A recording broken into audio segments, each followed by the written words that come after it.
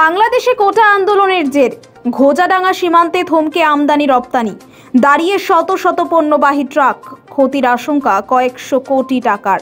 বুধবারে রাত্রেবেলায় আছি এখানে, আজকে নিয়ে হয়ে গেল 4 দিন, তা গাড়ি কোনো স্পটও হচ্ছে না, কোনো কিছু হচ্ছে না। তা বাংলাদেশের লোক বলছে বাংলাদেশে দাঙ্গা লেগেছে, ছাত্ররা আন্দোলন করেছে, এই নিয়ে এখন গাড়ি যেতে যাচ্ছে না। ট্রাক 600 দাঁড়িয়ে আছে? হ্যাঁ, মিনিমাম তাও 1000-1200 ট্রাক দাঁড়িয়ে আছে। আর এই কি সমস্যা কি হয়েছে? মানে কাঁচা লঙ্কা কি আছে সবজি? যেরকম আছে, আমরা নাসিক থেকে পেঁয়াজ নিয়ে এসেছি। কাঁচা লঙ্কা তো আছে? হ্যাঁ, কাঁচা লঙ্কা আছে, আবার গাড়ি রিটার্ন করে দিচ্ছে পার্টি বাংলাদেশের ঝামেলার জন্য। ক্ষতি হচ্ছে কেমন ক্ষতি? তো ধরেন আজকে যে 4 দিন দাঁড়ানো গাড়িটা, তা 4 দিন দাঁড়ায় রয়েছে গাড়িটা, এবার পেঁয়াজ তো নষ্ট হয়ে যাবে না গরমে। কাঁচা লঙ্কা তো পচে? হ্যাঁ, কাঁচা লঙ্কা তো পচে যাবে দাঁড়ায় থাকলে। আপনারা কি চাইছেন? এখন গাড়িটা খালি হয়ে গেলে এখানে উদ্ধার করে বাড়ি যেতে পারলে তো ভালো, নাহলে চান নেই, জলের ব্যবস্থা নেই, খাওয়া দাওয়ার ব্যবস্থা নেই, তাহলে কি করে হবে এখানে থাকলে। ঘোজাডাঙ্গা সীমান্তে প্রায় 400 থেকে 450টি পণ্যবাহী ট্রাক কাঁচামাল নিয়ে আটকে, থমকে আন্তর্জাতিক বাণিজ্য। বাংলাদেশে জরুরি অবস্থার জের প্রভাব পড়ল সীমান্ত বাণিজ্যে। এশিয়ার দ্বিতীয় বৃহত্তম স্থলবন্দর বসিরহাটের ঘোজাডাঙ্গা সীমান্তে বাংলাদেশে অচলাবস্থার জন্য আমদানি রপ্তানি বন্ধ থাকায় আন্তর্জাতিক বাণিজ্যে প্রভাব পড়ল।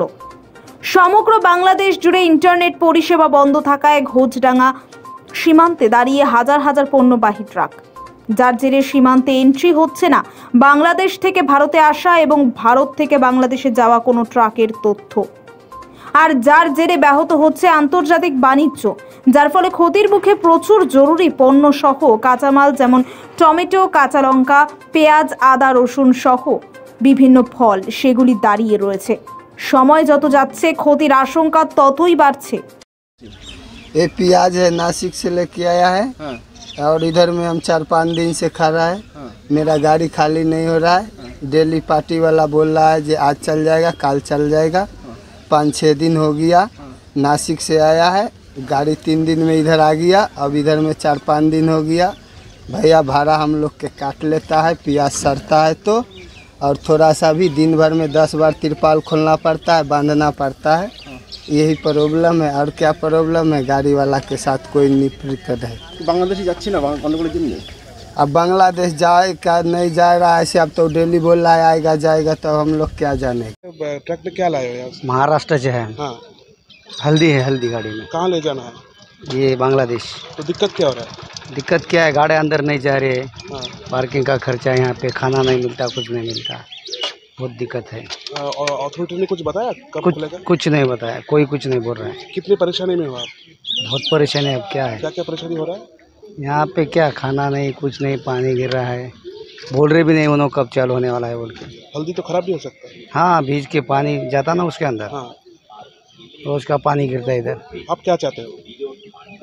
गाड़ियाँ खाली होना क्या चाहने का है, गाड़ियाँ खाली होना, जल्दी जाते जिधर के उधर आदमी। কোটি কোটি টাকার কাঁচামাল পচন ধরতে শুরু করেছে। যদিও ভারতের সীমান্তে কোনো সমস্যা নেই, কিন্তু বাংলাদেশ সীমান্তে ইন্টারনেট পরিষেবা বন্ধ থাকায় কোনো পণ্যবাহী ট্রাক নিচ্ছে না। ফলে উত্তরপ্রদেশ, মহারাষ্ট্র, বিহার, পাঞ্জাব এবং অন্ধ্রপ্রদেশ সহ ভারতের ভিন রাজ্য থেকে আসা ট্রাকের চালক ও খালাসিরা বেজায় সমস্যার মধ্যে পড়েছেন। একদিকে তাদের খাবারের রসদ ফুরিয়ে যাচ্ছে, অন্যদিকে কোনো রকম ভাবে ট্রাক চালক এবং খালাসিরা দুমুঠো অন্ন জোগাড় করে সীমান্তে রান্না করে খেয়ে বেঁচে আছেন। এই সময় যদি দীর্ঘ থেকে দীর্ঘতর হয়, তাহলে তাদের আরও সমস্যায় পড়তে হবে। নিউজ নয়া ভারত।